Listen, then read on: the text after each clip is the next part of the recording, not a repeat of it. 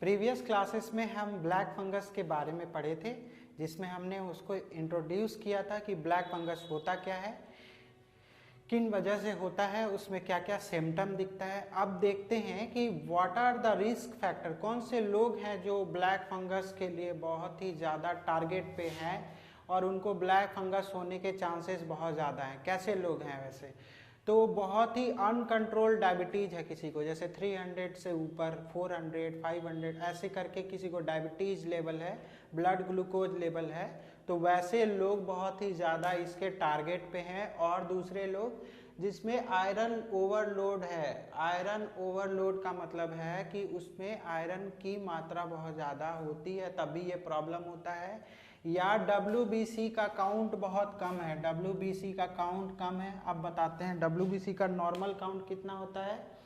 तो normal count जो होता है WBC का वो 4000 से 11000 तक होता है।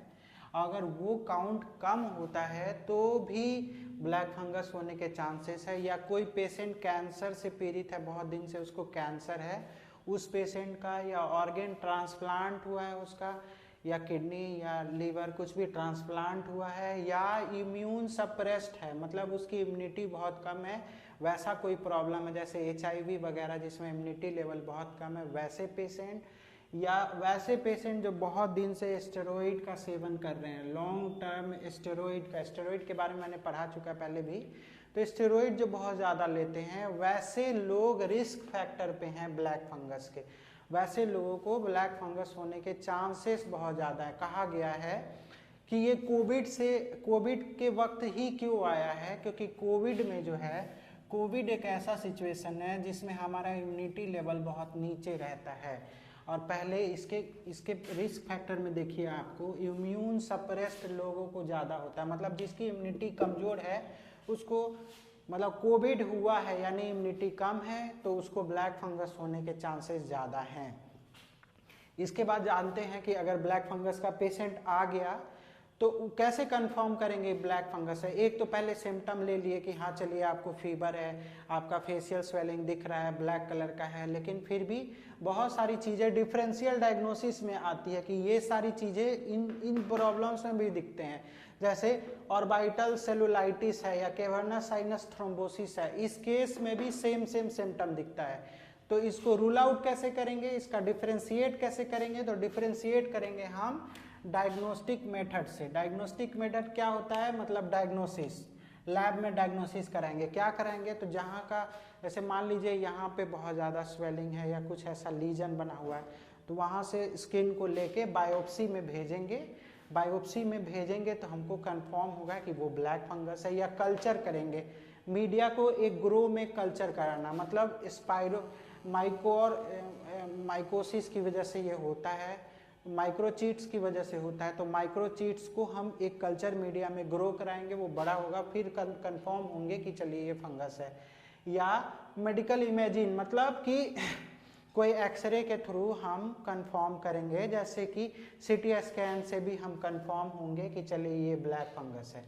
अब ये ब्लैक फंगस हो गया, मान लीजिए अगर नहीं हुआ है, उससे बचना कैसे है, तो बचना है तो हमको प्रिवेंशन लेना होगा। क्या क्या प्रिवेंशन लेना होगा भाई, तो प्रिवेंशन ये लेना होगा कि हमको पहले ज़्यादातर WHO रिकमेंड करी है, हमारे गवर्नमेंट रिकमेंड करी है, हमारी हेल्थ फैसिलिटीज़ ये बातें बता रही हैं कि फेस मास्क का जरूर इस्तेमाल करें, मास्क लगाए जिसके ज़रिए वो वायरस ये फंगस आप पे अटैक ना करे।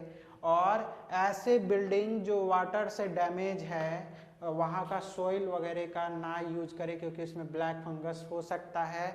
और क्या हो सकता है, गुड डायबिटिक कंट्रोल, मतलब ये डायबिटीज़ के पेशेंट को ज़्यादा रिस्क फैक्टर है, इसीलिए डायबिटीज़ पे कंट्रोल रखना बहुत ज़रूरी है।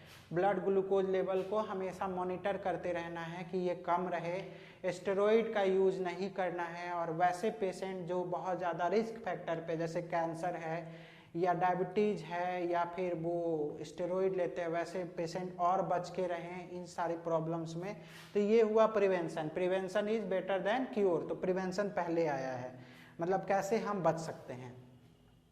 इसके बाद आते हैं कि अब अगर हो गया, पेशेंट आया, तो उसका इलाज कैसे करना है। तो सबसे पहला इलाज का क्या करेंगे उसको, तो उसको हम करेंगे इन्फ्यूज करेंगे नॉर्मल सेलाइन से, NS इन्फ्यूज करेंगे, NS पानी चढ़ाएंगे जिसको नॉर्मल भाषा में बोलते हैं, नॉर्मल सेलाइन इन्फ्यूज करेंगे। और इसके बाद उसमें बहुत ही कॉम जो मोस्टली वाइडली यूज होता है ब्लैक फंगस में वो होता है एम्पोथेरिसिन बी। एम्पोथेरिसिन बी का इन्फ्यूजन करेंगे उस नॉर्मल सेलाइन में और उसको चढ़ाएंगे। और साथ ही साथ एंटी फंगल थेरेपी उसको कम से कम 6 वीक तक चलेगा, मतलब कि 1.5 महीने तक उसको एंटी फंगल का ट्रीटमेंट चलेगा। और अगर बहुत ज़्यादा कॉम्प्लिकेशन है, डैमेज है वो पार्ट, जैसे आई का ही पार्ट है, अगर वो डैमेज है तो उस केस में हम उसको सर्जिकल पार्ट में ले जाएंगे, उसकी सर्जरी करेंगे। तो ये हुआ पूरा ब्लैक फंगस की कहानी। That's all from my side, thank you.